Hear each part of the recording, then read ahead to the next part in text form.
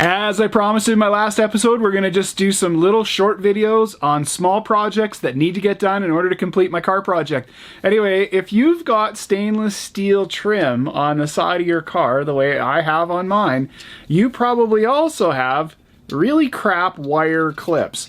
So we're going to get rid of those wire clips. We're going to put some studs in place. We're going to make ourselves up some studs.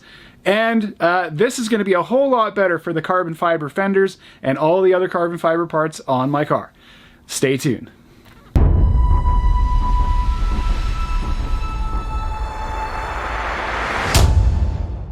Well, if you're like me, you probably have a pile of these sorts of things. I've got these little clips absolutely everywhere. I've bought brand new ones because you still can. I've bought stainless steel ones because I also thought those might be a thing. But I know that I can't adjust the trim. Like once these clips go in, they self-center in the hole and then they are what they are. I mean, that is what you get. Okay, so what I thought I would do is replace these silly clips, which I really don't like. And I'm going to replace them with studs. Now, the clips work great on a regular steel car. I don't think they're a great idea on a car that's mostly bodied in carbon fiber because they're always going to be putting pressure on the carbon fiber right at the edge. You might chip paint off. There could be all kinds of problems associated with these things. So I want to get them off my build, and I'm going to get some studs built and put in place. Now, I know I can buy these things, so don't say in the comments that, hey, you can buy these things. Buying them is like $9 a piece US plus shipping.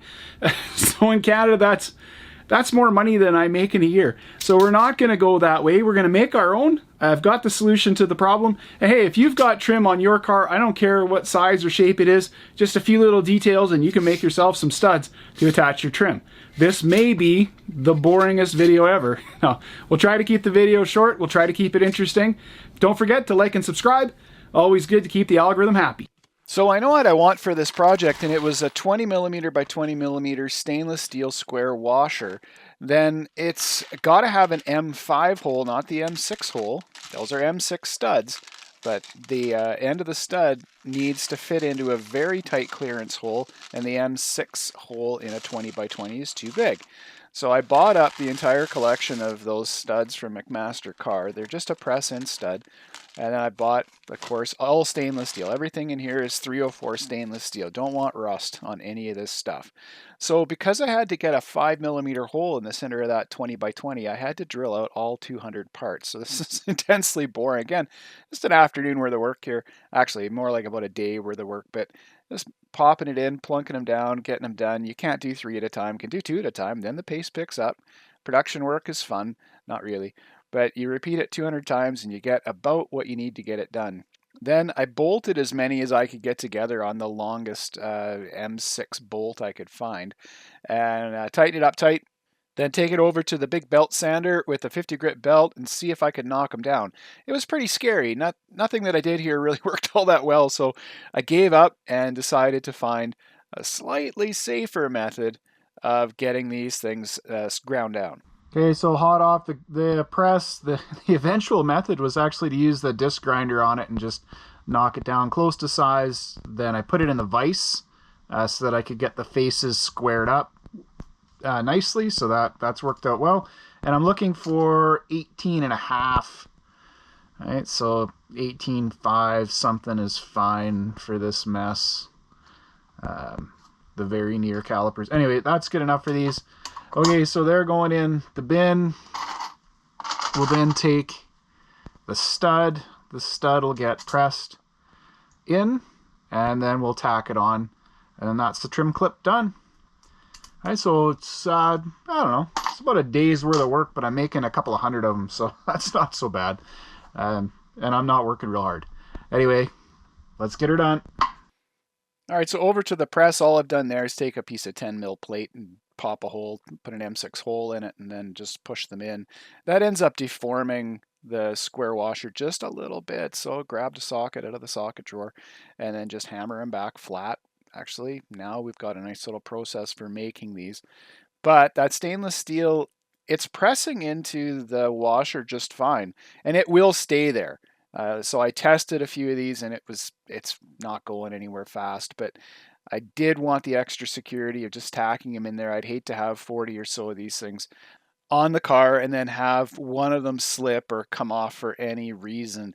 I really needed a hardened lower die in order to correctly kind of get the deformation to work properly here. But really, oh yeah, be careful here. There's going to be lots of flashing light. I'm gonna tack these in. This is the first run, so just setting them up on the welding table, get the TIG out.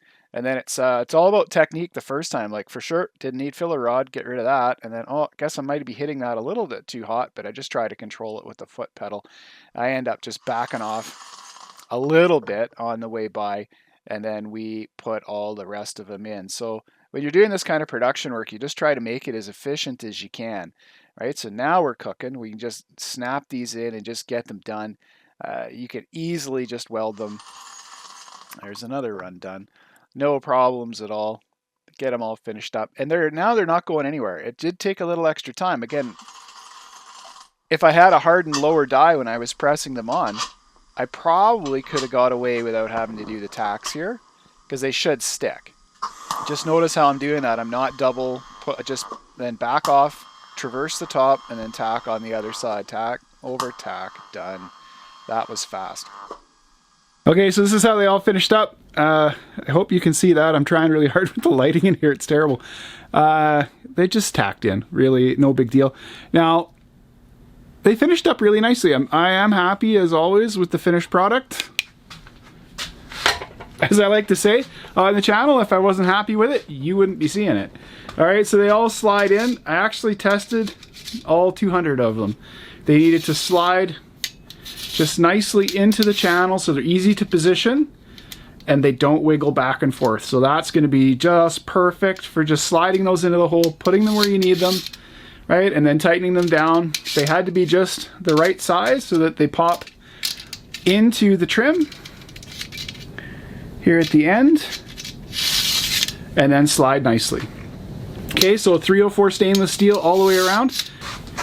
These also get that neoprene washer to seal on the inside, and they fit on nicely, and then an M6 stainless steel nut that finishes the entire assembly, right? So that's going to screw in. Now, I did make 200 of them. I know that I need 40, but I have friends that also have Volvo Amazon, so Merry Christmas, gentlemen. Presents coming to all of you. All right, that's it for this episode. Thanks for tuning in. Again, don't forget to like and subscribe. We appreciate all the views that we get. And we're going to stay the course with the silly little jobs. Anyway, thanks for watching. Catch you on the next one. Keep your stick on the ice.